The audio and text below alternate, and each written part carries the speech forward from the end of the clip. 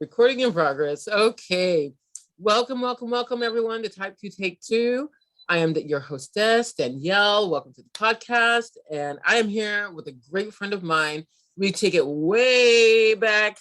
2009. Yeah, like that. Oh my word. That's what I'm talking about, like 2009. Good night. That seems like a millennia ago. Wow. It really does. And I look at the little kids I used to teach at the Christian school and I'm like, you're an adult now. Exactly. Like, wait a minute. What do you mean you have kids? Right. You're a baby having babies. Exactly. You're like, wait a minute. Mm-hmm. Yeah, I'm married and everything already. What do you mean? Yes.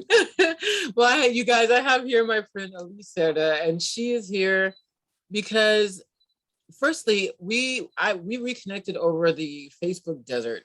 And I say the desert because sometimes you find yourself on Facebook and you don't see any of your friends forever and a day, right? Right? You just keep on and you're just typing away and you're hoping that somebody's reading your messages like, hey, everything's going great over here. But in this instance, I saw Alys's messages and her posts, and I just wanted to tell you guys, and I wanted to share her with you because I got such a blessing from her and what she was saying, that I really felt that you guys can get a blessing from her too. And if you listen to last week's podcast, you know that I was talking about mental, spiritual, emotional, and physical health. And I put an emphasis on spiritual, mental, and emotional. Physical will come, but unless those other things are in play, the physical is just not going to feel excellent. It won't. You can have all your physical health right, but if you don't have your other things in order, then it's incomplete, guys. It's incomplete. Yeah. It's incomplete.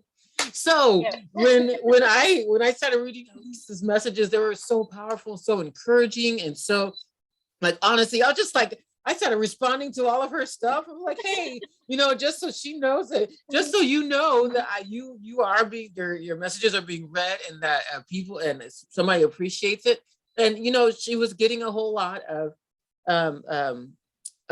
feedback and everything, but I wanted her to know, hey, I appreciate you too. So after just constantly reading and then even stalking a little, stalking a little her page, I was like, you know what? We really, not only do we need to get really reconnected, because I was just really getting a lot out of what she was posting, all the encouragement, all the positivity that is so needed today, guys, that I just had to have her on the show. So I want you all to welcome Alys. And Alys, why don't you just tell us a little bit about yourself? How about starting with, what do you do? What you enjoy? What kind of car you drive? No, I'm just kidding. So, oh my goodness, the spotlight. It's all good. My name is Alys. I met Danielle back in 2009. 2009 is when I dedicated my life to the Lord. I turned my back on the Lord in 2012, 13-ish, rededicated in 2020. 2020. It was right before the pandemic, and I only remember that because my husband got saved a month after I did, and it was literally right before the pandemic, because he got saved and then churches shut down. And I was like, this is the worst time ever. This is the worst time ever. And I was like, oh man, I have a huge responsibility now. So that's how I remember that time. So, and you did it. It's your fault. Now we know who started this. Now we know who started the pandemic.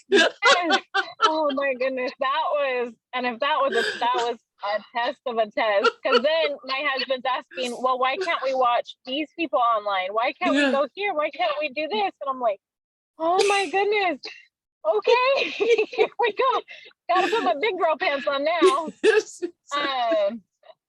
I'm going to stop laughing, I promise. It was intense. It was intense. Oh. That's one of those things where you're like, okay, all right. Like, okay, Okay, we're yeah, in this. here we go. Yeah. We've got this. Um, so, and at the time, well, since I've been with my husband, he has a 9, she's 9 now. She's absolutely precious. Oh, We were in a custody battle, an ongoing custody battle. He'd been going to court every single year for his baby. It was intense. We have full custody of her now, but it was intense. And I had noticed that I was, and people were calling me out on it. Some of them were saying, thank you for posting it because I've been through this. yeah. Just dealing with someone who has like mental issues and how they come at you and attack you. Yes. So a lot of people were saying, thank you, it's helpful. I'm so glad you do that. But then there were a few people calling me out, like, quit doing that. It's so negative. And I was like, but I'm helping people. Yeah. But then I was like, okay. So I had to think about it for a bit. And then I was like, you know what? I am an extremely positive person. I have always been an extremely positive person. Yeah, I remember. Let me go ahead and flip this and change this because I'm supposed to be a light to other people. I'm supposed to show them that you can be different. Like you can overcome these things without going straight into it. Yes. And so I was like, okay, let me go ahead and flip it around and do that. And I joined a company. The company name is Modere. They're absolutely amazing. How do you spell that, Alys? Modere. Okay, awesome. We'll put a link down below, you guys. So I joined that company. It's a social marketing. It's different than network marketing in the sense that we can get paid two times a day. We can get paid up to 36%. You're working from your phone. Yeah. So it's similar to things you guys have heard of, but different. And they're really focused on health and clean living and changing out your household products for stuff with way less chemicals and losing weight with way less chemicals. Nice. And also they're really, really focused on personal growth. Oh, they're very focused nice. on mental health, personal growth, taking care of yourself to take care of others. Yeah. And so that's something that's really impacted me. And then my I call her my lady. My friend Susie has always been really super helpful in that. And we have our calls on Mondays and I can just vent out anything to her and she's like, okay, keep going, keep moving. She gives me advice and it's just always like I'm always picking up little nuggets of gold everywhere I go. Yeah, that's awesome. And I noticed once I turned my Facebook around, once I switched it from that attacking the negative in a negative way to the positive, I'm touching many more people's lives. I'm affecting them so much more and in a positive way. Yeah. And I love that. I love getting the messages like, thank you so much. You brightened my day. And I'm like, yay. Yeah, exactly. Versus the other one where the responses I was getting was, and I have no problem with it. If people want to come and vent to me about their stepmom journeys or any kind of journey or trauma they've gone through, by all means, come to me. I didn't mind it. I still don't mind it. Right. But it's such a different thing because now they're coming to me saying, thank you for posting this and for reminding me who I am, reminding me what I can be. And then they'll go into what they're going through versus this rant and rave of tearing someone down and just which is kind of easy to do. It's easy to do, but it's a mess when it gets there. Yes, and I learned when I first did the switch that people respond more to the negativity than they do the positivity. Yes.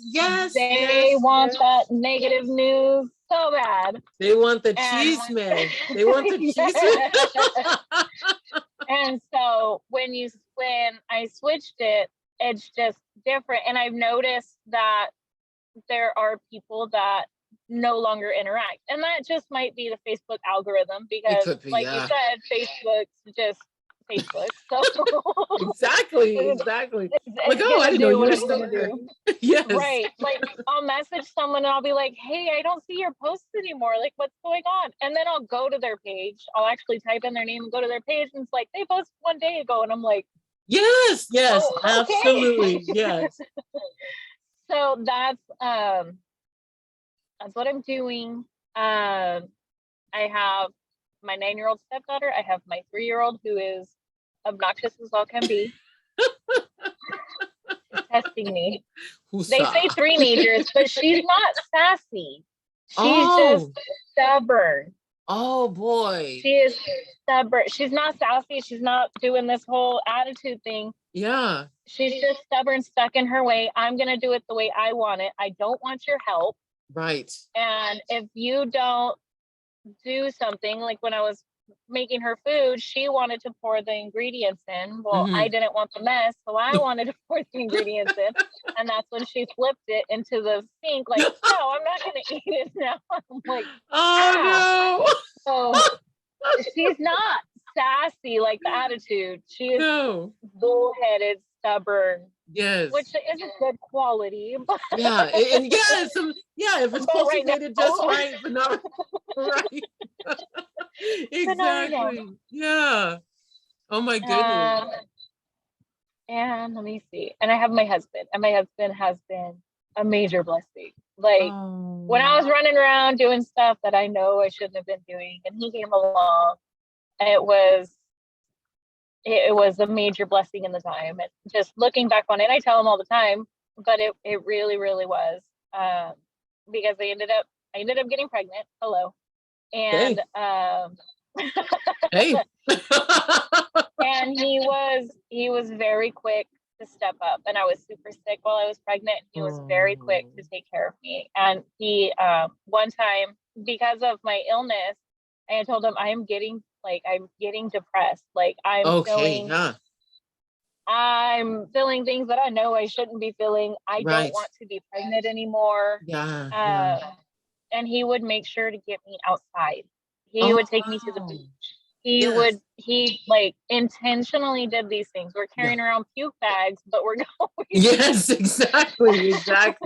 He was there. He was really there. If we had to go to an urgent care or hospital, I remember one time he took me in Fresno. He was like, all right, we got to stop. Oh boy. So it really, really was a big giant blessing for him, especially with what I was running around doing, had no business doing. And he just stepped right up and said, all right, let's do this. And and he took care of you anyway. So what made you flip the switch? Because I know it's hard. Well, okay, let me say this. I know it's easy. It's easy to be in a negative mindset when you're struggling with a lot of stuff and you're going through a lot of things, and you're dealing with people who are not, molding to, you're saying go straight, and they keep on turning. So what was the turning point where you said, instead of, I mean, because maybe like, or how long did it take you, first of all, for you to realize that you were in a negative spot towards the third adults, and then what made you really turn it around and say, you know what, because it's easy to stay in that mode and feel very righteous doing it. Yes. I feel extremely, even if I have to do it today, I'd feel extremely justified in doing it. So the big thing was, it was causing a lot of contention in my relationship because there was a court battle. And my husband didn't, even though I wasn't specifically directing it to her, it was still addressing the behaviors. So because it was addressing the behaviors, he didn't want it to come back and bite him in the court process. So it was causing a lot of contention there. But the biggest thing was my stepdaughter. Having to be an example for her, telling her, showing her how to treat people despite how they're treating her. Right. Um, Right. and Yeah. I could do the lip service, but if she were to go look at my Facebook, what would she see? Right. Right. So that was huge for me.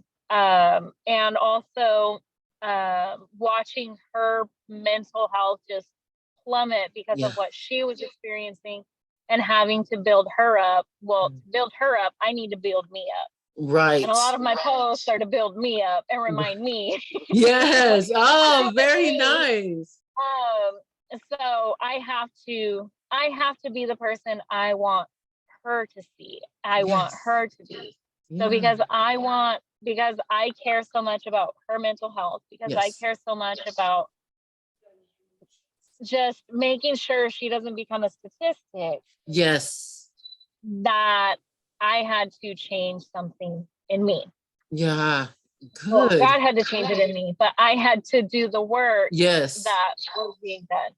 So, Absolutely. and it was something I legit cry over the thought of my stepdaughter becoming a statistic. Right. So I was like, hey, I'm gonna get her a little book of affirmations. I'm gonna get her a little book on how to be resilient. I'm gonna get her a little book on how to handle her emotions. And we are going through this, and we are Nice. because I can't, that would be absolutely devastating. So if I can stop it now at 9, Yes. Yes. then we can go. Oh So my that was word. I think her mental, realizing that my attitude affects her attitude. Oh, good. And Yeah. of course, at church, they say, well, they're going to know if you're fake. They're going to know if you're faking. Children are going Yes. to know. Yes. Yep. Yep. They're going Yep. to know I for remember. anybody. Yeah, They're going to be the exactly. ones to call you out on it. Yeah. So I'm like, okay, I 100% have to show her. I have to be that example for her. Yeah. And I can't tell her, oh, well, do this in this situation, and then go on my Facebook and handle it a different way. Exactly. Exactly. I can't go to the store and be rude to someone. I can't, Right. like, they're watching. I can't sit here on the podcast with you and just talk negatively about someone because Exactly. they're constantly watching. That's So exactly right. Yeah. that to me was something that was easier to do because of the motivation behind it. Very good. Sometimes that's what's needed. That's what's needed when what's necessary. Yes. I was talking to somebody. I don't know if I was talking to somebody or I was talking to myself. I mean, sometimes you talk yourself through things, right? And Yes. and one thing I was saying to somebody, or I was saying to me, maybe I'll remember later. But I was saying, not only are children the extreme of what you are, so what you are, the children will always be the extreme of either to the left or to the right, but either way, they're going to be the extreme, which is kind of scary. Yes. Like, oh, please. And of course, we have no control over that. But then, the other thing was, it's funny because now it's just completely slipped my mind. I have to say, it really is simple. It just took, but it was like really good. I promise. I'll tell you. I'll tell you all later if I remember what I was going to say. Put it in the notes. Yeah, exactly. And you're going to remember. Exactly. Oh my word. But it's just so crazy because we always find ourselves in a situation where, now I remember. What we'll do is we will either make a change for ourselves, and normally we won't make a change for ourselves because we don't find ourselves worthy, or we don't find the time, or we don't think it's worth it, or we'll make the change for somebody who loves us, who doesn't want to see us go down a negative path, or we don't want them to see us going down a negative path. And I find that a lot. There were times when in my diabetics, in the deepest throes of my diabetes, I would not make the change that was necessary for myself because I was like, well, I'm going to die anyway, so who cares? You know, Right. like I'm gonna die. There's this saying, like, I might as well die happy. Exactly. That's exactly what that is the saying. That's I might as well die happy. Yeah. Well, I'm not gonna live miserable if I have to choose. Well, I'm just gonna die, And so, Yeah. but I started thinking about Lydia, and I started thinking Yes. about, how horrible it would be if she lost her mom at the same age that I lost my mom, or even worse, if she lost her mom sooner. I lost my mom, I was 13, 14. But I didn't really know my mom, but she knew me, so it would be more tragic. Yeah. I mean, that sounds stupid. Yes, exactly. And so I was just like, wow, you're going to make changes. Of course, the thought pattern, the thought process was there. I tried to try. Yeah. I tried to try.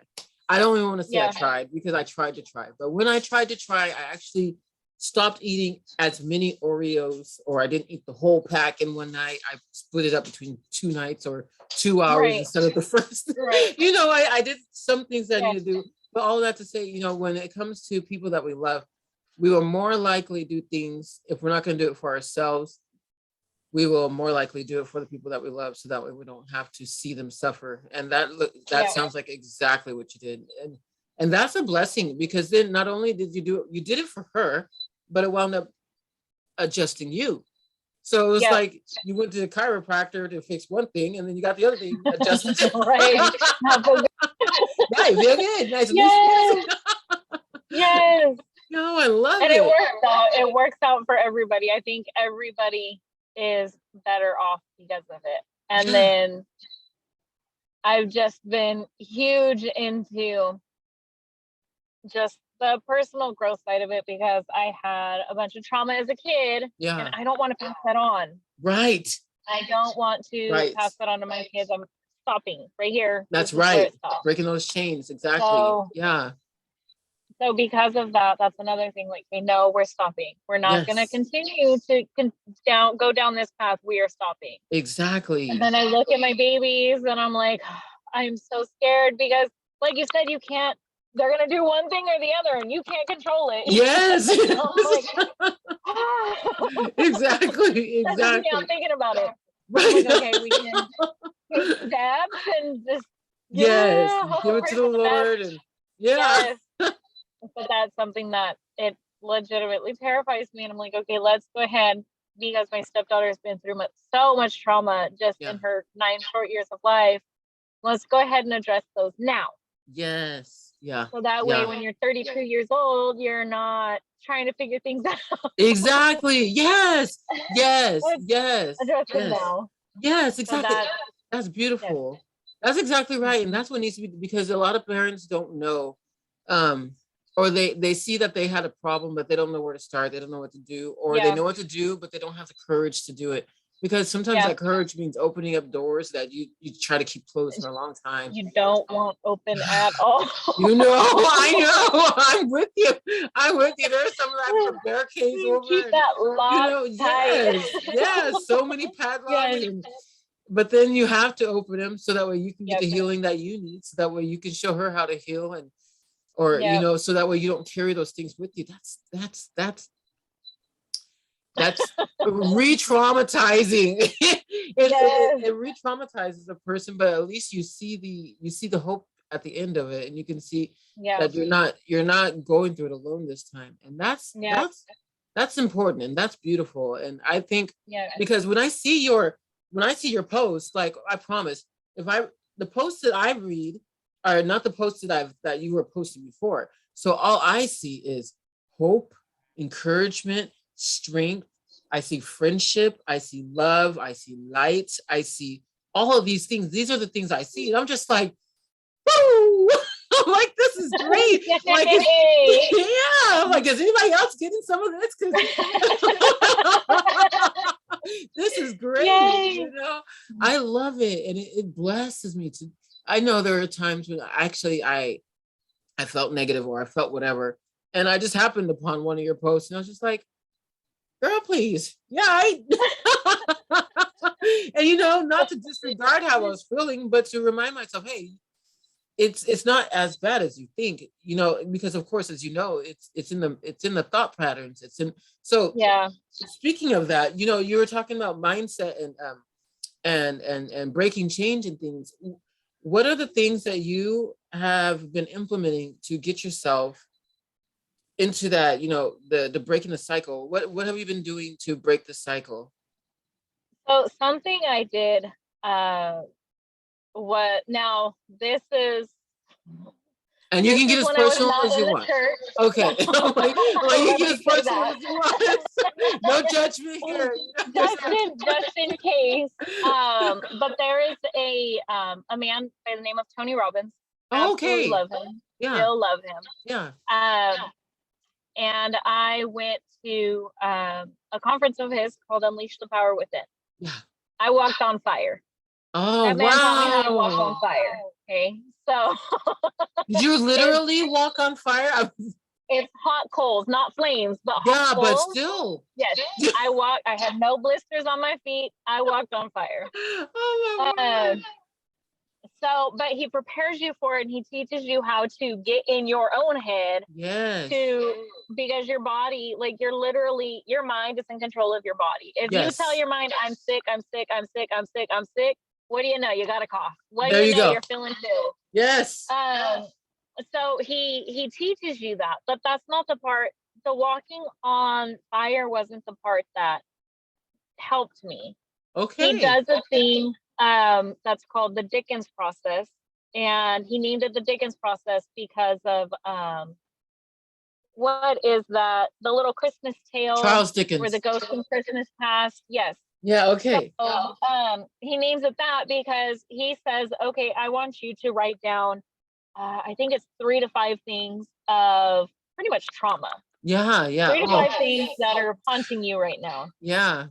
And he has the room completely black and you're standing next to your neighbors, but you really can't see anybody. And there's a purpose to that. Yeah. And he says, okay, I want you to think about when it happened.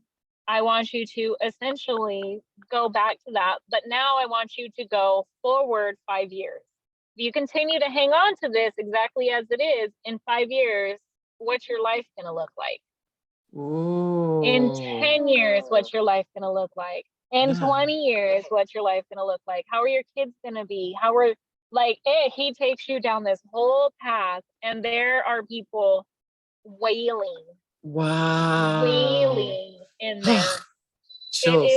It's completely intense, but he encourages you to scream, to yell, to cry, to get it out, because he wants you to feel if you continue doing what you're doing, this is where it's going to go. Yes.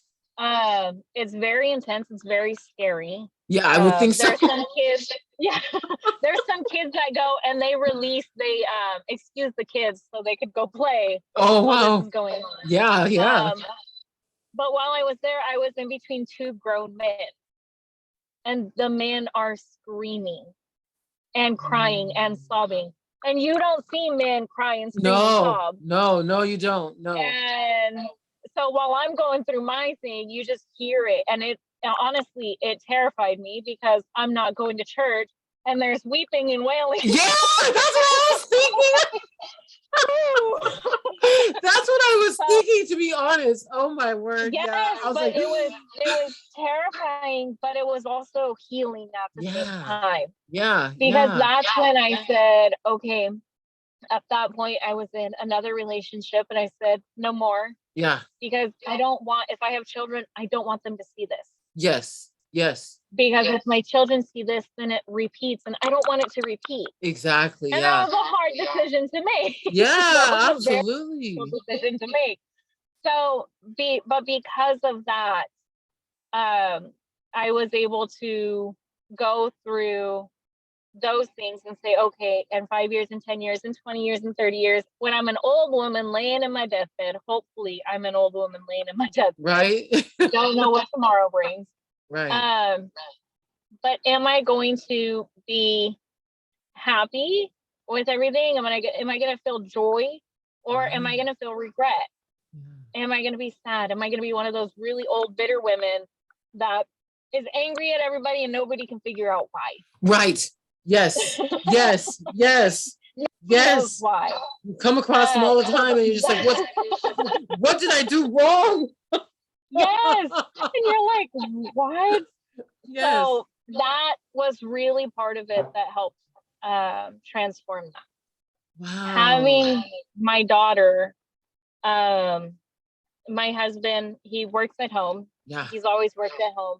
When I had to go back to work, he watched her and worked. Yeah. And I remember there was one day he was watching her. Miranda happened to call me, and my daughter let out a shriek. And my heart sunk. And my heart sunk because of the trauma I have experienced in the past. Yeah. Yeah. She was 2.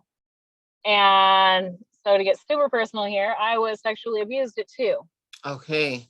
So immediately my mind shot, and this is my husband. Yes, of course. Yes. This isn't a stranger. This isn't, and I was at work and I had to take a step away because I was like, okay, I know in my heart of hearts and everything of everything, he would never, ever do such a thing. Yes. Ever. Yeah. But because of that shriek, because I'm not here to see what's going on, my mind just like, yes, yes. Yeah. So I called him, and then he has his trauma because with my stepdaughter, he was constantly being accused of hurting her. Oh no. So we have my trauma. Oh my goodness. Yeah. Yeah. So I call him and I'm like, hey, what happened? And of course, I'm not saying it in like, now I think back and I think I probably could have asked in a different tone. I'm not wanting to come across like you're hurting her. No, right. But at the same time, because of what I've experienced, what's going on. Yeah. And so he's immediately defensive. Because he's defensive, now I'm like offensive, ready to pounce on you, mama bear style. Yes, so that was last year sometime, I think. Yeah. And that to me, like, we both, there's points where we have disagreements and we're like, what are we even like disagreeing about? Yeah. Like what? And it's just because of the mental like gymnastics.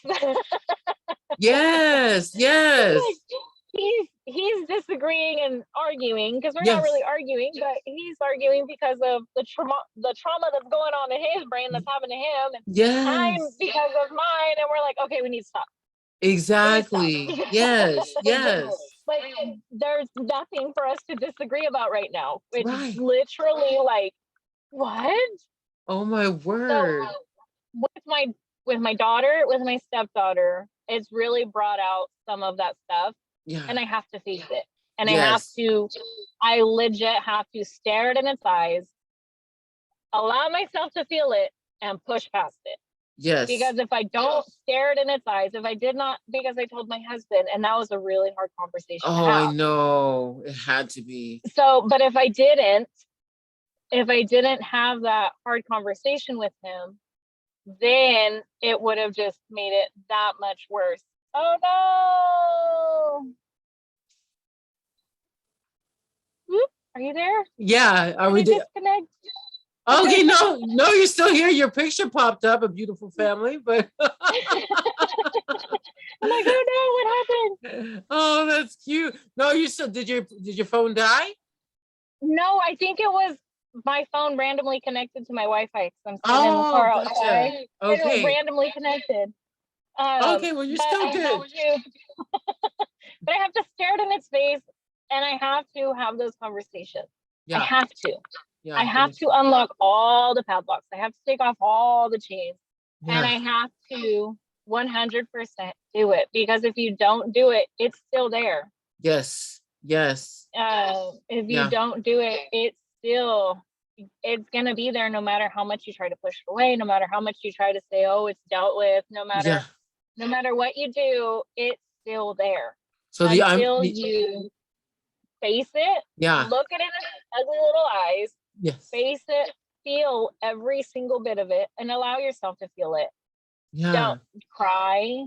Like, you have to allow yourself to feel those things. Even as a man, you have to allow yourself to feel those things, because if not, you're not healing. You're not taking Right. care of your mental health, your emotional health.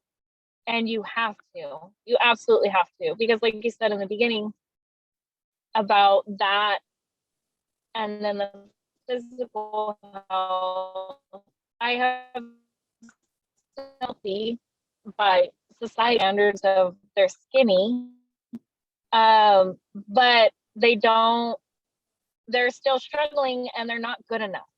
Okay, They yeah. don't feel good enough. Yeah. They don't feel, well, I'm still not a size 1 or whatever the new sizes now. Right. I'm still not this size, so it's 00. not good. Yeah. I'm still not, my skin isn't perfect, so I'm still this. I'm not, I don't even know. I can't think of the things. I'm not like that little. Right. Neither am I. Yeah. Yeah. Coke bottle shape. So. Yeah. So I'm not perfect. Yes. And then they get to that. They have the surgery and they get to that and they're still unhappy. Exactly. Because they still have those doors. They still have those demons that they haven't said, hey. And it sucks and it's unfortunate, but you have to do it. Exactly. So the I'm fine doesn't work. Pardon. So the I'm fine part doesn't work. You know how we always say, "Oh, I'm fine. Oh, no. I'm good." Did we break up? Yeah. Yep. There we go. There we go. Good. Yeah. So because that's a lot of what we do, right? We just brush it off. Oh, I'm fine. Yeah. I'm good. Whatever. Yeah. Oh, that didn't faze me. When the whole time is just sinking and sinking and seeking. And it's funny. I got a tickle. Good night. It was funny that you mentioned that with you and your husband and the two traumas that you guys are suffering separately, but together. Because I was listening to a podcast called Being Known. It's the Being Known podcast. It's really good. It's the psychologist, psychotherapist. I'm not sure. He'll have to forgive me. I'll link him. But he was talking about the same thing, that he had a husband and a wife. The husband was being scolded or yelled at by the wife, and he was in a different place of trauma because of his childhood trauma of being yelled at and scolded, and seeing his mom and dad yelling at each other. So instead of dealing with the situation, he leaves, because that's what you did. You leave. Okay, there's drama in the house. Leave. Get out. You know, and it's crazy because you know, if I really were to open all of my doors, I mean.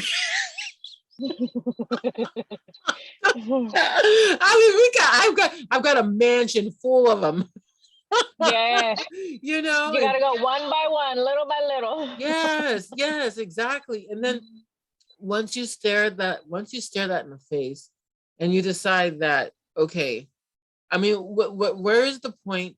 I should say, how do you say that? Where is the point where you feel like, okay, I've overcome, or do you feel like an official? Okay, okay, I'm glad you said that. I can get that same thing that happened with my daughter. I took Miranda to Costco with me, and my daughter's being obnoxious here at home with my husband, and she doesn't get her way, so she screams, and I said, hey, what happened? Not like, and this was actually a couple weeks ago. Okay. And he immediately got defensive, and I told him, I said, look, I'm not accusing you of nothing. I'm not saying that you're doing anything. I'm not like, she's fine. She's perfectly fine. Yeah. She's literally fine. Because when I got home, I said, hey, what happened? And she said that dad took the pencil and threw it away. So like, I'm like, she's perfectly fine. Yeah. But it's still that shrill, that shriek, that feeling of, oh my goodness, the worst. It doesn't, at least for me, it hasn't gone away yet. Yeah, I understand. My stepdaughter is going into she's about to be 10 in January. And I was sexually abused by a sheriff as a teenager. So I'm like, All right. Yeah, so the authority, There the we authority go. figure, and all of these. Oh my Yes. word. So it's hard for me to leave them in it's hard for me to leave them in class at church. It's hard Yeah, for me to I volunteered to be her volleyball coach. yeah, I if she ever wants to do a Girl Scouts or a program or something, like I'm gonna be right there. And the reason is, even though I do want to be involved, but the true reason behind that is because I never want her to be in a position yeah. to be hurt or taken advantage of by someone you're supposed to be able to trust. Yes. So Yeah. I don't think it ever goes away. I really Okay. don't think it ever goes away, but I do think you are able to move forward. I do think Yeah. you are able to, like, after having that really hard conversation with my husband, Yeah. I was able to this time when I heard that go, oh, okay, let me go ahead and ask her what happened. She tells me, and I'm like, oh, okay. So I go to him. Now he hasn't faced his demons. So Okay. when I go Yeah. to him, he's still defensive, ready to fight. Right. Yes. But because I'm no longer in the place of fighting, and I'm just coming from a place of, hey, what happened? Why? Like, it's nonchalant, pretty much. Yes. I'm able to help him better handle the situation and say, hey, I'm not attacking you. I'm not accusing you. You can bring your guard down. Yes. Yes. Yes. I'm not coming for you. So do I think it ever goes away? No, I don't. I really Okay. don't. But I do think you're able to handle it better. You're able to say, you know what, that was something that was in the past. I'm not there anymore. I'm Yeah. not that little girl anymore. I'm not that naive 15, 16-year-old. I'm not the baby 2-year-old. I'm stronger, I'm smarter, I'm wiser. Yeah. Not that any of it was my fault, Yes. but Good. I'm glad you I pointed on am that. Yeah. able to, yes, but I am able to go ahead. I can speak for myself. I can Yes. defend myself, Yes. and I can't. A big thing was forgiving them, not having the answer for why they did what they did, Yeah. not ever knowing why they did what they did, but still forgiving them because I needed to forgive them to move forward. Yeah. Because I needed that in me to say, okay. Now, that doesn't mean when I see them on the street, I don't completely die inside. Right. Right. Right. That doesn't mean that, but I'm able to handle my emotions better about it. Yeah. I'm able to if I were to see them, even though I feel completely like I'm gonna die inside, I don't break down crying. Yes. I'm like, what in the world? I like have the reaction of what in the world are they doing here? That kind of deal. But I am able to go about my day without it completely destroying me. Good. I am able to, and I think that's the big part of it is once you face it and you feel all the emotions of it and allow yourself to feel all the emotions of it, then when it comes up again, there's really no emotions left to feel other than a little ping. Oh. A little thing of, okay, that's what that was. All right. I mean, sometimes it does still feel like a gut punch, Yeah. but it's not something that completely takes you out. Oh my word. I love that. I love that. I'm like, whoo. A friend Yeah. of mine recently lost their dad, and I was talking to them on the phone, and they were just crying and crying and crying. And I said, it's okay. You need to cry. Just Yeah. cry. I don't care. I'll stay on the phone. Yeah. Just cry. Because you need to do that. You can't hold it in. The people who hold it in are the people that end up doing something absolutely insane. So let it out, cry, scream, bawl like a baby, whatever you need to do. I'm going to be here. Yes. And just feel. And they allowed themselves to feel, and now they're better. It's not to say that they're over the death of their parent, but they're better about it. They can go about their day better than the person who hasn't. Exactly. Yes. They're back at work and they can make it through the day. Yeah. Versus the person who hasn't. And that's not to say that sometimes it doesn't hit them. That's not to say that they like, but now they're able to laugh. They're able to remember them. They're able to do those things without having that breakdown. Yeah. Because they felt it first and now they're able to go. So I think that's beautiful. Yeah. Major.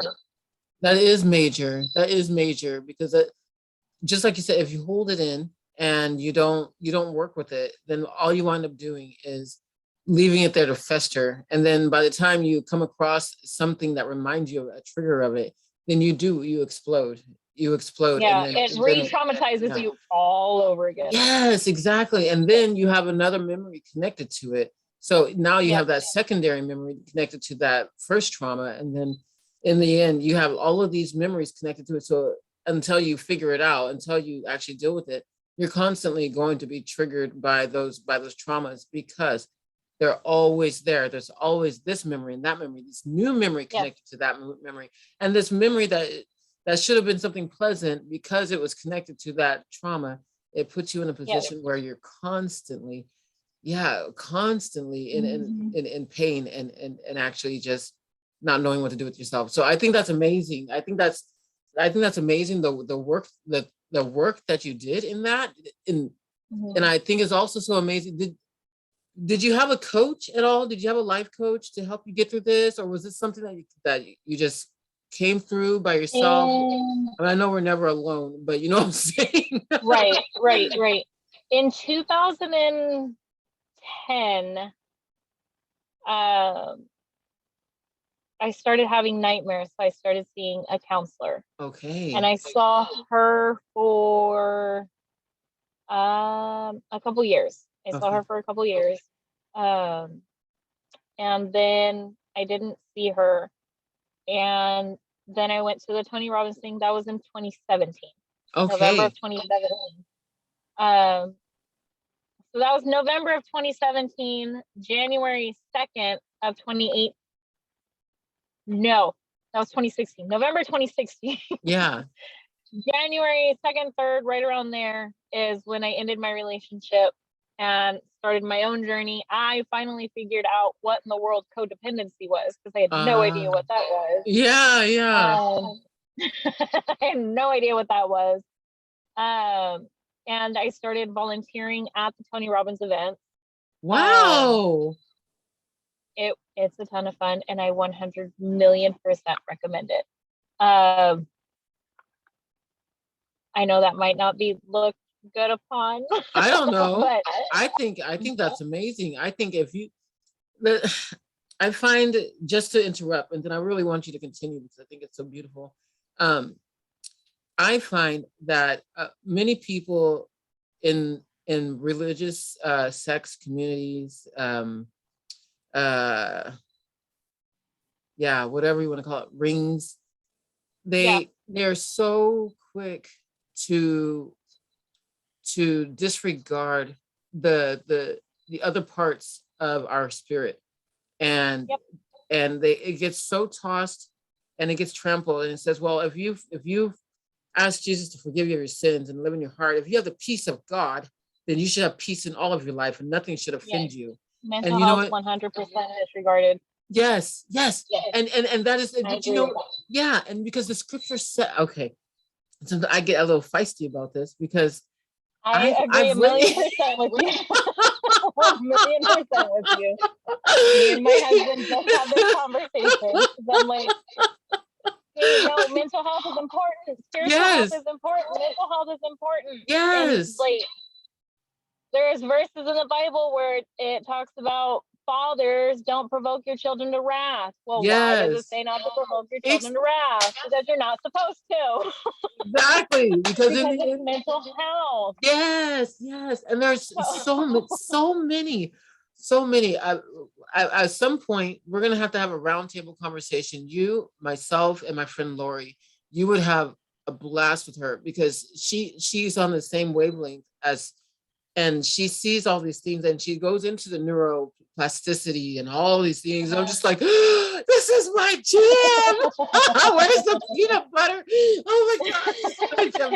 This is it. Because, you know, from a Christian perspective, from a religious perspective, maybe more from a Christian perspective, where we think that, first of all, Jesus is all, but he gives us ways of making peace with our trauma. that we don't Yeah. think that we need to make peace with. We think, okay, well, we ask Jesus to forgive us of our sins. He's living in our heart. We have peace. We have the love. We have the joy. That's it. We don't have to worry about anything. Now, what's your problem, kid? Don't you have the love of Jesus in your heart? Oh, well, then what's the problem? Why are you sitting there suffering? Why are you still bleeding? Oh my gosh, why are you still bleeding? That's what I hear when I see the way people react. It's like, okay, yeah, you got stabbed, but why are you still bleeding? You ask God, to forgive you. Okay. Oh, well, sorry. Hold on. Hey, stop bleeding, okay? Because we're good now, you know? And that's something that's just something that really, not only does it get to me, but it's so disappointing because I didn't even realize it, you know? I thought there was something wrong with me. I mean, I know I got issues, but as far as things go, I said, well, what's wrong with me? You know, I have God, so why am I not healed? I have God, so why am I not healed? Yes. You know, and you see a lot of situations, a lot of instances in the Bible where it shows that even though people had encounters with Jesus, in some instances, they were not to be healed, not directly. Where they had encounters with God, they were not to be healed, not directly. There were things that they had to do, like the leper. He had to go dip in the filthy water. You know, he was expecting this wonderful, miraculous, beautiful thing. No, go get in that filthy, nasty water and dip. You know, and then you'll come up clean. Wait a minute now, but you see, that's I could go on. No, 1,000,000% on page with you there. You know, on that same page, 100%. So many people feel they feel unworthy. Yes. And that's huge, especially when you have teenagers who are going through whatever they're going through and they feel unworthy within the church that's supposed to make them feel loved, and they don't understand why. Yes. And, like, they just need someone to say, hey, come here, let me help you. Exactly. Let me help you understand what in the world you're going through. Exactly. And while you're feeling, go ahead and keep doing this. Yes. But yes. I think that's a major missing point. It really is. Yeah. Because we are more than just, I mean, and all of these attached to our bodies, all of these attached to our spirit, to our heart, all of these, we are so much more than just flesh and bone. We are spirit, like the Lord said, and all of those things, they attach to us, and they come with us, they hold on to us. It's almost like leeches, you know, and until we address every single one of those leeches and pull them off, they're going to continuously be sucking the blood right out of us. And it's just like, you know, I didn't realize it. Funny enough, I didn't realize that this was an issue in my own life, as opposed to, besides anybody else's, until I started studying as an integrative health practitioner. And we started going into the mind and mindset and things. And I was like, oh no, this is ungodly. I can't do what is that? Like, oh no, what is this? I can't, you know, I was like scared to think further on, because like, well, you know, if Jesus is my all in all, this is all I need. And I do, Jesus is all we need. But if we don't heal, then how are we supposed to, you know, he gives us the power to heal, but we also need to heal, you know. He forgives us of our sins, but now we need to, you know, we still have the consequences in our bodies of the things that happen, and whether we caused them or not, whether we were the victim or not, whether we were, you know, whatever it was or not, those things happen to us, and we are carrying them in our flesh, in our bodies, and they are attached to us, and we are living those things over and over and over, and then we don't know. And so just like in the integrative, when we're learning about mindset and emotional loops, and I was just like, what? But this is not possible. Oh man. And so what did I start doing? I started searching the scriptures. Oh God. help. But you know what? The more I searched, the more God showed me, the more the Lord showed me that that's exactly what he was been trying to. I was just like, huh? but this was never talked about in Sunday school, and it's not their fault. They don't know. You know, we've all been living in this troublesome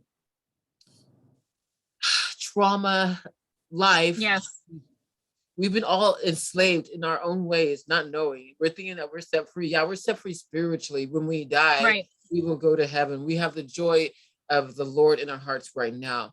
But what about those things that niggle at us at night? What about those things that constantly come back and we don't know why we keep on doing what we're doing? I don't know Right. why I keep doing it. I don't know why I keep on falling. Oh, brother, you just need to, give it to the Yes. Lord and put it on the altar.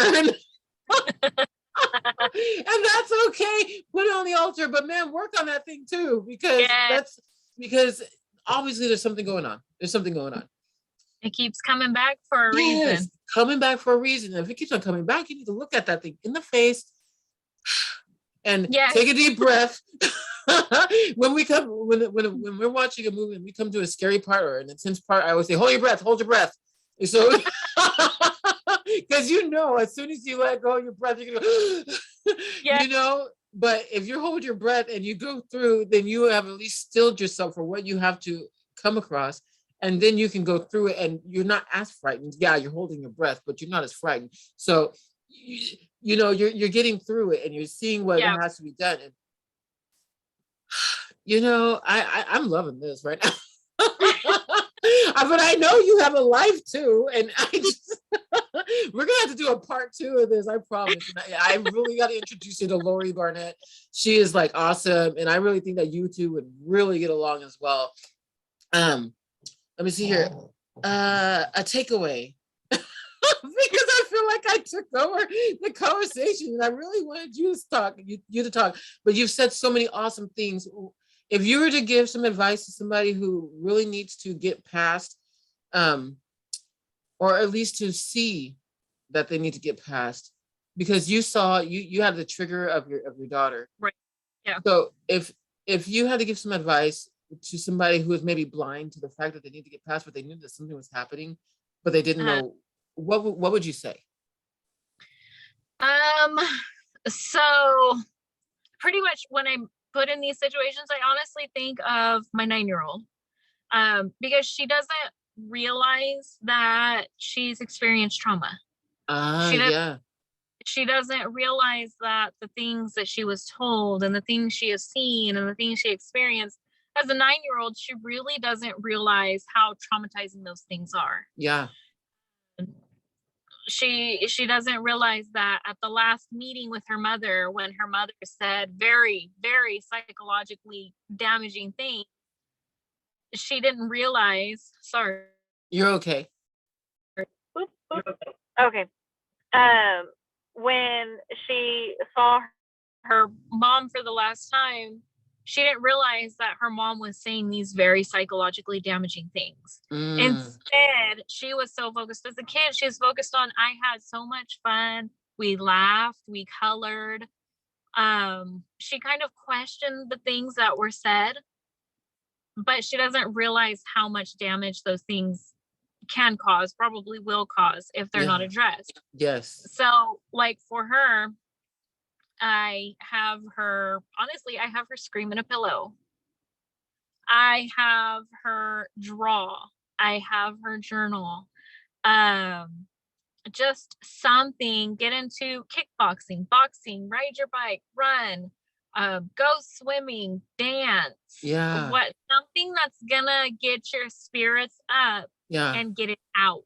Yes. Because you can express yourself in so many ways, and you don't have to say, well, I'm dancing because of this. Right. You have to say, well, I'm journaling because of this. Yeah. You don't have to say I'm boxing or running or whatever. You don't have to say I'm doing it because of this. Yeah.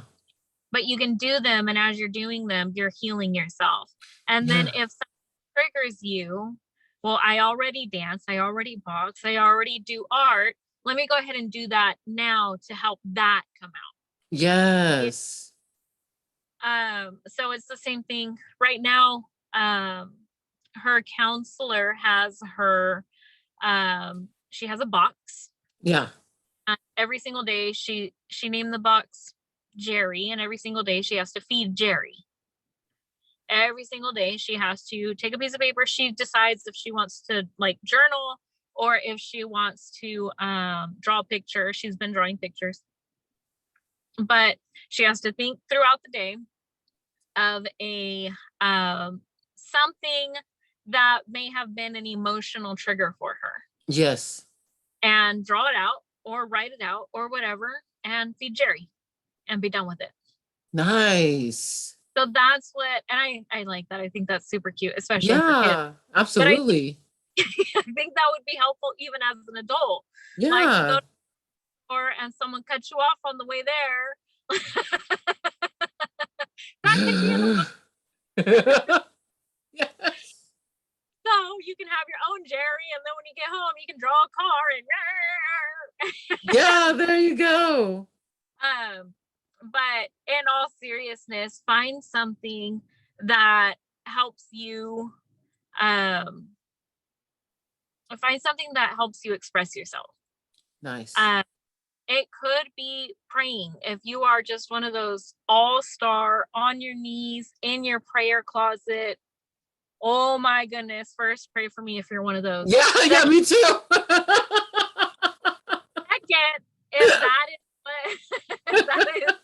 if that's something that helps you and gets you through it and just makes you, and once you're done and you're just, then do that. If it's riding a bike and just beating that next goal of, well, I went 2 miles, I'm going to go 3, and you just push yourself and it makes you feel, I did that, then do that. Yeah. Because you're helping yourself feel better. Yes. Next thing is affirmations. Very good. This is not okay.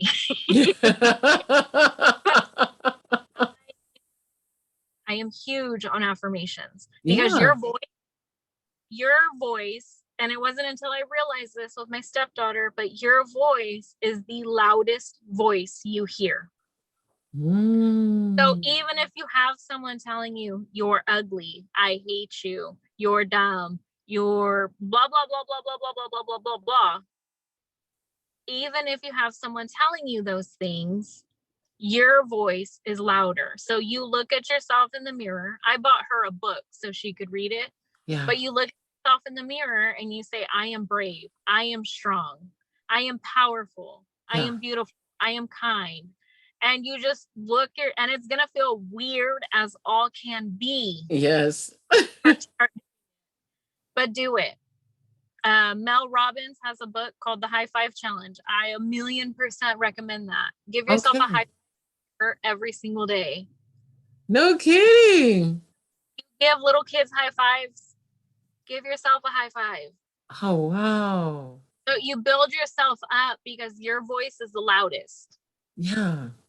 You can say things, even if it's the trauma that you're remembering.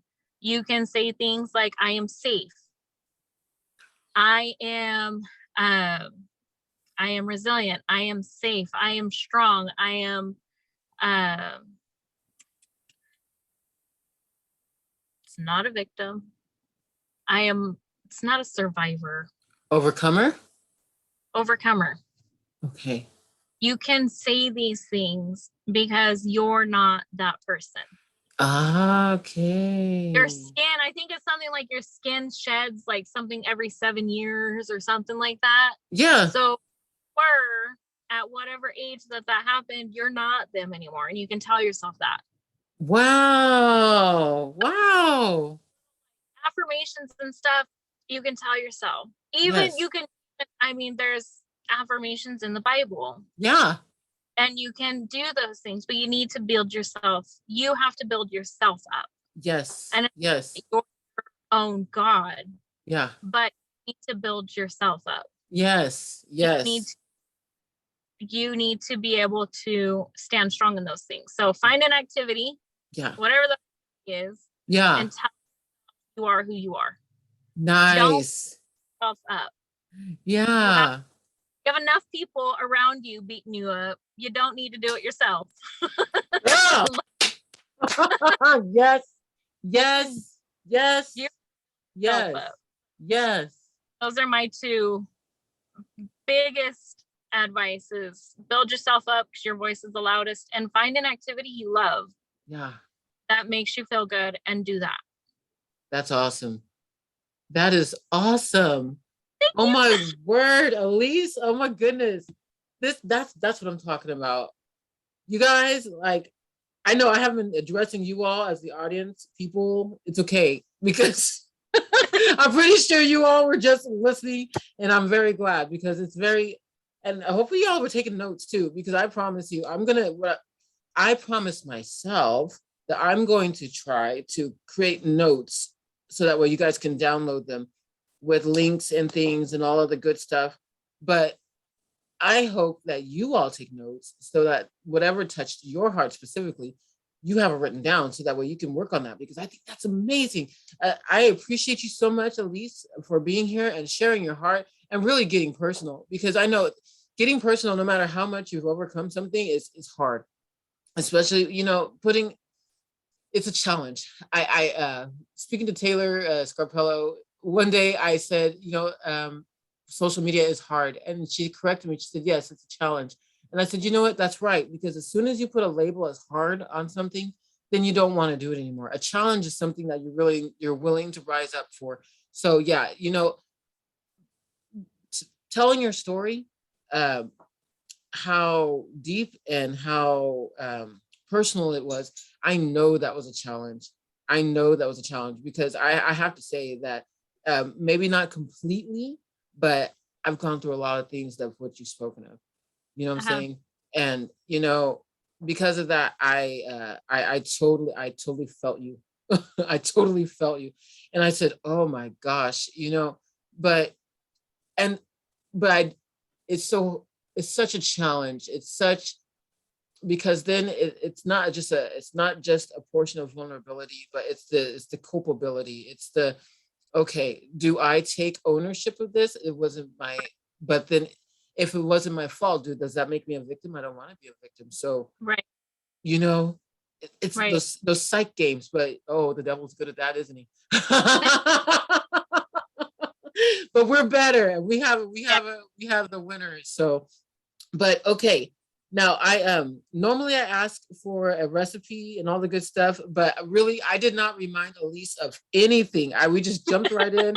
I told her, and then I was like, okay, we're gonna do this, and then I had to cancel on her because I had my eye was wonky. I was exhausted, and so we tried it again, and my eye is still wonky. If you guys are looking at my eye, but at least it's not goopy. So that's so disgusting. Tea bags. but but we're gonna sign off for now, and then at least stay on, because I want to talk to you a little bit longer, and then I'll let you go because I know you have a life. Thank you all so much for joining us here at Type2Take2. Please give Alys, you guys have the email address, type2 diabetes take2 at gmail.com. If you have any comments or whatever, I don't open comments to YouTube just because people, you guys, I love you all, and that's all I'll say. But as far as the podcast, you guys are more than welcome to email. And if you have any questions for Alys, then I will get them directly over to her. And Alys, are you taking any coaching clients? Are you coaching? Are you life coaching? Are you doing any kind of coaching? You should probably coach. I am not a life coach, like certified. Yeah. I think there's like classes and stuff for that. I have no idea. Yeah. But if anybody wants to come to me to talk to me or vent or just needs like support or anything, I'm always 100,000,000% available for that. Awesome. I think it's super important to have a support system, and even if it's a complete stranger, I'm 1,000,000% for it. Absolutely. And you guys, one thing you may or may not know is sometimes it's easier to vent to a complete stranger than to somebody who knows your business. Yes. And the stranger will, slowly know your business, but they won't hold you. You won't hold yourself in their mind as a victim or as someone who should know better, or you won't feel like you owe them anything except for just to talk. And I think that's important. So Alys, where can they reach you if they want to reach out to you? Or They can reach me on my Facebook, or I can give you my email address. Awesome. To give them. Perfect. So if you guys want to reach out to Alys, one-on-one, just, you know, just to chat, whatever. Of course, no creepies. We don't do that. We don't play that game. We just don't do that, okay? But if you guys want to reach out to her and you're serious about, you know, just having someone to talk to, she will give me the email address, and then you guys let me know what touched you about what she said. And then, I mean, I'm going to look through it, and I'm going to pray, because that's what I'm going to do. Whether you like it or not, I'm going to pray. And if I don't feel that you guys are being sincere, well, then that's good. That's up to God to decide. But I'm going to pray anyway that you are sincere, and then I will pass it along to Alys. I can say that much. I won't promise anything, because but I can say that I will pass it along to Alys. And then of course you can reach her on her Facebook, like she said, which is probably easier and like a public place, yes. Which is Alys Cerda, Cerda, which is a beautiful last name. And of course your first name is beautiful too, but hey. Thank you. You are welcome. So I've got to let her go, guys, because she's got a life too. Thank you so much, Alys, for joining us. And all the links and all the things and all the bios, send it my way, and we'll get it all set up. Okay. All right. So thanks again. I'm gonna head to end this recording. Thanks, guys, for joining us here, and we will see you all next time. Thank you. You're welcome.